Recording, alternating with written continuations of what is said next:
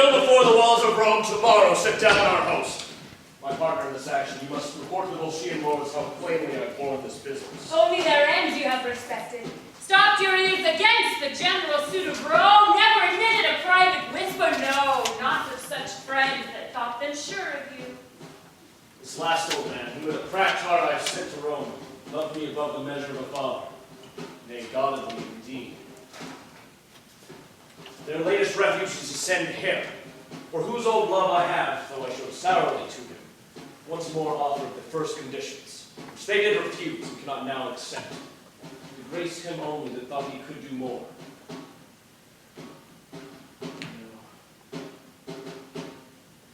Let us pass! What shout is this? Shall I be tempted to infringe my vow in the same time 'tis made? I will not. My wife comes foremost, and then the honored mold wherein this trunk was formed. Without affection, all bonds and privilege of nature break, but to be virtuous to be obstinate. What is that curtsy worth? Those dove's eyes, which you make God's forsworn? Not a stronger earth than others. My mother bows, as if Olympus to a molehill should in supplication nod. Let the Volsces plow Rome and harrow Italy. I'll never be such a gosling to instinct, but stand as a man to be author to himself, and you no other king. My lord, husband. My eyes are not the same I wore in Rome. The sorrow that delivers us this change makes you think so. Like a dull actor now, I forgot my part. I am not even to a full disgrace. Best of my flesh, forgive my tyranny, but do not say for that, forgive our Romans.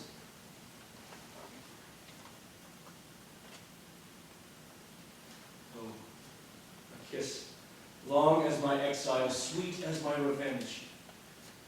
By the jealous queen of heaven, that kiss I carry from you, dear, and my true lip hath burdened it e'er since.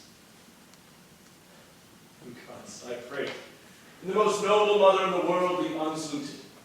Sink my knee in the earth.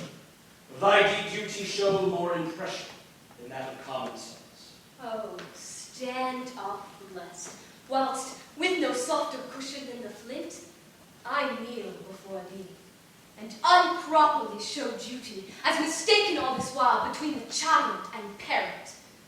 What's this? Your knees to me, to your corrected son? Then let the pebbles on the hungry beach fill up the stars, and let the mutinous wind strike the proud cedar against the fiery sun, murdering impossibility, to make what cannot be slight work. Thou art my warrior. This is a poor epitome of yours, which by the interpretation of full time may show like all yourself. The god of soldiers, with the consent of supreme Jove, inform thy thoughts with nobleness, that thou mayst prove to shame unvulnerable. Instead, stick in the wars like a great sea mark, standing every flaw and saving those that eye thee. I beseech you, peace. Or, if you'll ask, remember this before. The thing I have forsworn to grant may never be held by your denials. Do not bid me dismiss my soldiers or capitulate again with Rome's mechanics. Tell me not wherein I seem unnatural. Desire not to ally my rages and revenges with your colder reason. Oh, no more. No more.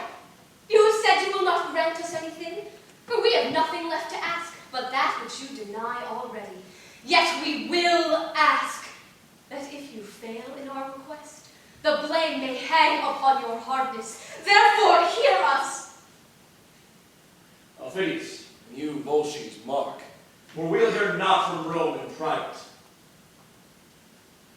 Your request? Should we be silent and not speak? Our raiment and state of bodies would bewray what life we have led since thy exile. Think with thyself, how more unfortunate than all living women are we come hither, since at thy sight, which should make our eyes flow with joy, hearts dance with comfort, constrains them weep and shake with fear and sorrow, making the mother, wife, and child to see the son, the husband, and the father tearing his country's bowels out, and to pour we thine enmity's most capital. Thou barst us our prayers to the gods, which is a comfort that all but we enjoy.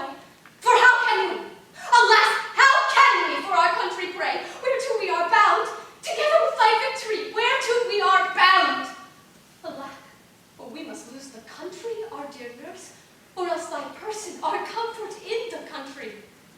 We must find an evident calamity, though we had our wish which side should win. For either thou must, as a foreign recordman, be led through our streets, or else triumphantly tread on thy country's ruin, and bear the pall for having bravely shed thy wife and children's blood.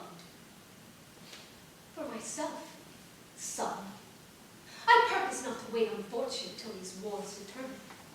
If I cannot persuade thee, rather to show a noble grace to both parts, than seek the end to one, thou shalt no sooner march to assault thy country than to tread, trust to it thou shalt march on thy mother's room, that brought thee to this world. Aye, and mine, that brought you forth a boy to keep your name living to time. None of a woman's tenderness to be requires no child or woman's face to see. I've sat too long. Nay, go not from us thus! If it were so that our request did tend to save the Romans, thereby to destroy the Volsces whom you serve, you might condemn us as poisonous of your honor. No!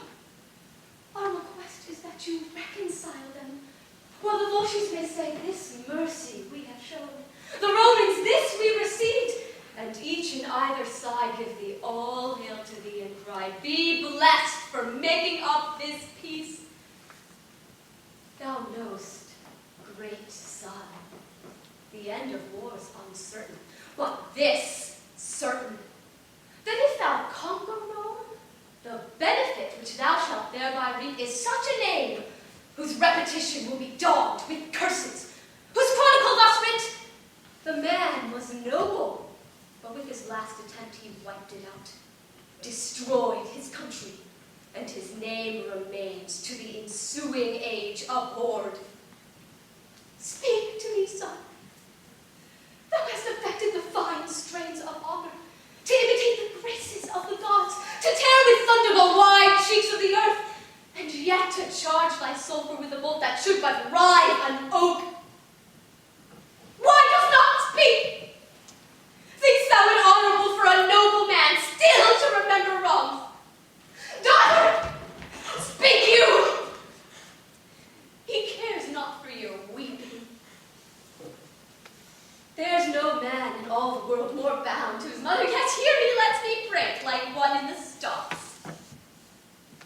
Thou hast never in thy dear life shown thy mother any courtesy, when she, poor hen, fond of no second brood, has clucked thee to the wars and safely home, loaded with honor. Say my request unjust, and spurn me back. But if it be not so, thou art not honest, and the gods will plague thee, that thou restrainest from me the duty which to a mother's part belongs. He turns away! Down, ladies! Let us shame him with our knees! To his surname Coriolanus longs more pride than pity to our prayers. Down! An end! This is the last. So will we home to Rome and die among our knees. Come, let us go. This fellow had a Volscian to his mother. His wife is in Coriolanus, and his child like him by chance. Yet give us our dispatch. I am hushed until our city be afire, and then I'll speak a little. Oh, mother, what have you done? Behold, the heavens do open. The gods look down, and this unnatural scene they laugh at. My mother.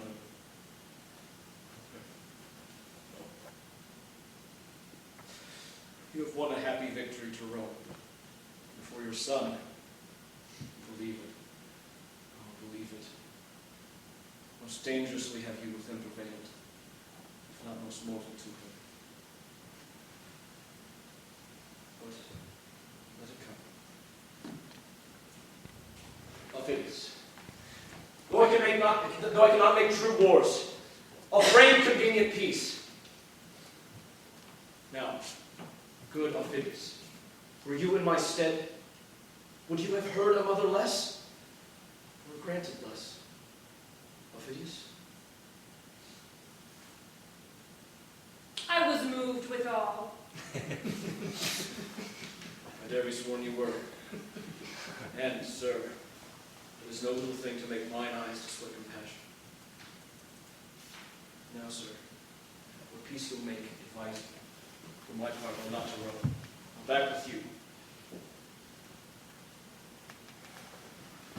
Oh, mother. Life. I'm glad thou hast set thy mercy and thy honor at difference in thee. Out of that I'll make myself a former fortune. By and by. But now we'll drink together. And you shall bear a better witness back than words, which we, on like conditions, will have countersealed. Come, enter with us. Ladies, you deserve to have a temple built you. All the swords in Italy and all her Confederate arms could not have made this peace.